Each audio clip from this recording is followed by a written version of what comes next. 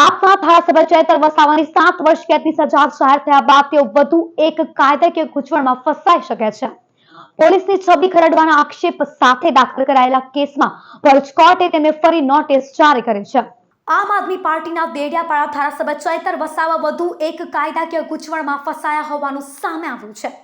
પોલીસની છબી ખરડવાના આક્ષેપ સાથે દાખલ કરાયેલા કેસમાં ભરૂચ કોર્ટે તેમને ફરી નોટિસ જારી કરી છે. અગાઉ 23 જૂનના રોજ કોર્ટમાં હાજર થવા માટે નોટિસ આપવામાં આવી હતી.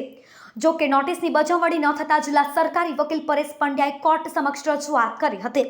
આ રજૂઆતને ધ્યાને લઈને કોર્ટે ચૈતર વસાવાને 29 જુલાઈએ ભરૂચ કોર્ટમાં હાજર રહેવા માટે ફરી નોટિસ ફટકારી છે.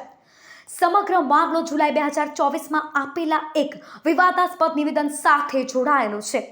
આરોપ છે કે ચૈતર વસાવાએ જાહેર મંચ પરથી ગુજરાત પોલીસ અંગે એવા નિવેદનો કર્યા હતા જેનાથી પોલીસ તંત્રની પ્રતિષ્ઠાને નુકસાન પહોંચ્યું હોવાનું ફરિયાદીઓએ જણાવ્યું છે.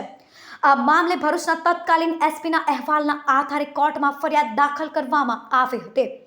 કોર્ટ દ્વારા ભારતીય નાગરિક સુરક્ષા સંહિતાની જોગવાઈઓ હેઠળ આરોપીને પોતાનો પક્ષ રજૂ કરવાની તક આપવા નોટિસ જારી કરવામાં આવે છે. હવે 29 જુલાઈએ ચૈતર વસાવા કોર્ટમાં હાજર રહી પોતાનો જવાબ રજૂ કરે છે કે નહીં તેના પર સૌની નજર રહેશે. ઉલ્લેખનીય છે કે ચૈતર વસાવાને હાલમાં કોર્ટે વનકર્મીઓ પર હુમલાના મામલામાં 7 વર્ષ કેદની સજા ફટકારતા તેઓ વડોદરા સેન્ટ્રલ જેલમાં છે. ત્યારે વધુ એક કાયદાકીય ગૂંચવણ ઊભી થઈ છે.